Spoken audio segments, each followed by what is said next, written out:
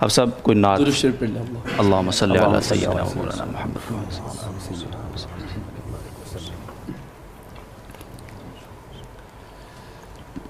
کسی مجلس میں جب نعت شاہ عالم سناتے ہیں،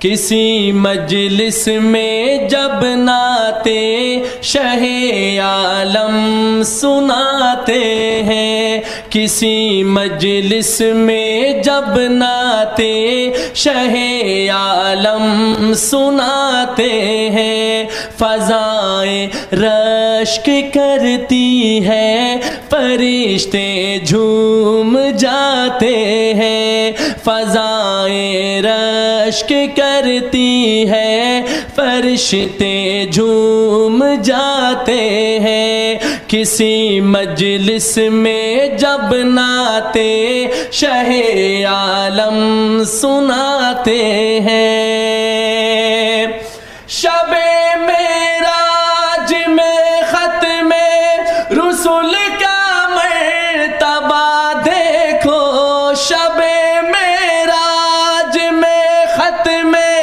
رسول کا مرتبہ دیکھو،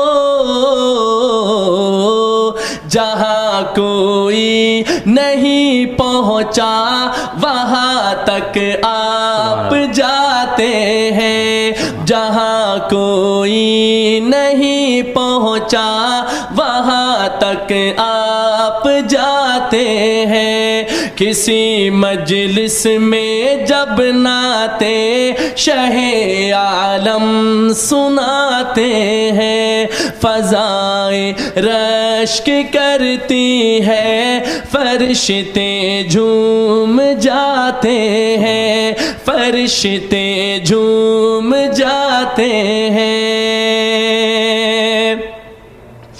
ابل پڑتا ہے چشمہ بن کے برتن میں جو تھا پانی، ابل پڑتا ہے چشمہ بن کے برتن میں جو تھا پانی،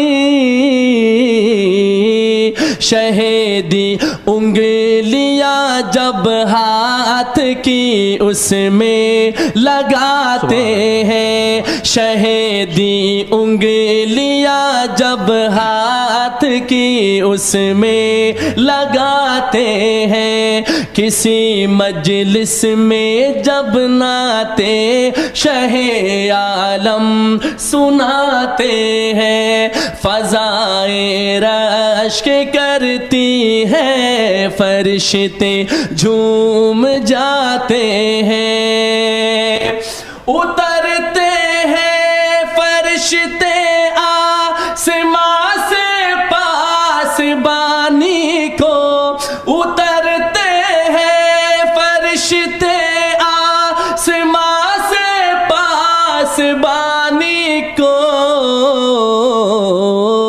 چرانے بکریاں صحرا میں جب سرکار جاتے ہیں، چرانے بکریاں صحرا میں جب سرکار جاتے ہیں، کسی مجلس میں جب نعت شاہ عالم سناتے ہیں، فضائیں رشک کرتی ہیں، فرشتے جھوم جاتے ہیں، کوئی اعجاز تو دیکھے میرے قرآن ناطق کا، کوئی اعجاز تو دیکھے میرے قرآن ناطق کا، لقب امی ہے لیکن علم کا دریا بہاتے ہیں، لقب امی ہے لیکن علم کا دریا بہاتے جاتے ہیں کسی مجلس میں جب نعتیں شہ عالم سناتے ہیں فضائیں رشک کرتی ہیں فرشتے جھوم جاتے ہیں مدینے کی جدائی اب بہت ہی شاق ہے ثاقب مدینے کی جدائی اب بہت ہی شاق ہے ثاقب نہ جانے کب تلک مولا مجھے طیبہ بلاتے ہیں نہ جانے کب تلک مولا مجھے طیبہ بلاتے ہیں کسی مجلس میں جب نعتیں شہ عالم سناتے ہیں فضائیں رشک کرتی ہیں فرشتے جھوم جاتے ہیں سبحان اللہ سبحان اللہ ماشاء اللہ بہت خوبصورت. حافظ صاحب آپ سے بھی تھوڑی سی بات چیت کریں نا, یہ جو ثناخوانی کا سفر ہے کب سے آغاز ہوا اس کا؟ ذوالوجود بھائی مجھے الحمدللہ اس فیلڈ میں 18 سال ہو گئے اور ہمارا جو آبائی علاقہ ہے وہ ہے ابراہیم حیدری کا علاقہ کورنگی جی. وہاں پر ایک جامعہ ہے انوار العلوم ٹرسٹ کے نام سے. وہاں پر جب میں حفظ کرتا تھا تو اس وقت میں نے اس کا آغاز کیا تھا 14 سال کی عمر میں تقریباً. صحیح. تو الحمدللہ 18 سال مجھے اس فیلڈ میں ہو گئے الحمدللہ. کتنے کلام اب تک آپ ماشاءاللہ سنا چکے ہیں لوگوں کو؟ ویسے تو میرا ایک انداز ہے کہ لوگ دیکھ کے پڑھتے ہیں, تو میں نے جب سے اس فیلڈ میں قدم رکھا ہے تو میں نے ہمیشہ کوشش کی کہ بغیر دیکھے پڑھا جائے. تو اندازہ کوئی نہیں ہے, یہی تقریباً 1000-1500 تو الحمدللہ ہوں گے. ماشاءاللہ بہت بڑی بات ہے. اور اس اللہ تعالیٰ نے اپنے حبیب صلی اللہ علیہ وسلم کی ثناخوانی کی برکت سے ماشاءاللہ پوری دنیا میں آپ کو بھیجا. تو کتنے ممالک میں آپ نے جا کے محفلیں سجائی ہیں؟ 15 تقریباً ہے اس میں کنٹریز شامل ہے. 15 کنٹریز 15 ممالک میں میرا جانا ہوا. اور یو کے بھی ہر سال جاتا ہوں میں. اس رمضان میں بھی جانا تھا لیکن یہ کرونا وائرس کی وبا کی وجہ سے سارے سفر منسوخ ہو گئے. تو الحمدللہ 15 کنٹریز میں میرا جانا ہوا 15 ممالک میں ماشاءاللہ. اور میری زندگی کے لیے سب سے بڑا اعزاز یہ ہے کہ میں نے بے تحاشا کمپٹیشن میں تو حصے لیے. وہ مجھے سیکنڈ پوزیشن بھی ملے, اول پوزیشن بھی. لیکن میری زندگی کا سب سے بڑا اثاثہ یہ ہے کہ امام کعبہ کے سامنے میں نے بیٹھ کر روبرو بیٹھ کر ان کو میں نے کلام سنایا. ماشاءاللہ. بلیکبرن ایک شہر ہے یو کے میں, وہاں پر ماشاءاللہ شیخ عبدالرحمٰن سدیس صاحب ماشاءاللہ طامت برکات عالیہ کے سامنے. ماشاءاللہ. تو الحمدللہ اردو میں نہیں استاد جی, وہ جو نا عربی زبان میں ان التیار حسبہ وہ جو کلام ہے چند اشعار سنائے تھے میں نے. تو شیخ صاحب چونکہ بڑے سادے طبیعت کے ہیں, بہت محبت کرتے ہیں.